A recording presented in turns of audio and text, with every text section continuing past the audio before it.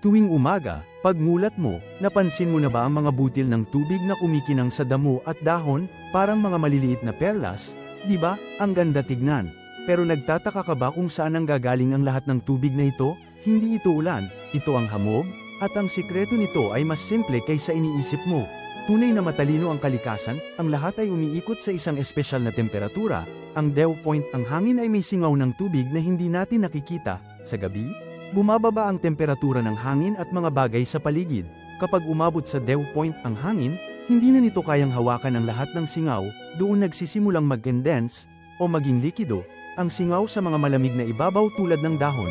Ito ang science, kaya tuwing umaga lang may hamog, sa gabi, lumalamig ang lupa at mga bagay ng husto, pinalalamig din nila ang hangin sa paligid. Pag umabot sa dew point, ang lokal na hangin dahil sa paglamig ng ibabaw, doon nabubuo ang mga butil ng tubig, sa paglitaw ng araw, umiinit ang hangin, at muling nagiging singaw ang hamog, isang simpleng himala ng kalikasan sa ating bakuran, na punong-puno ng physics.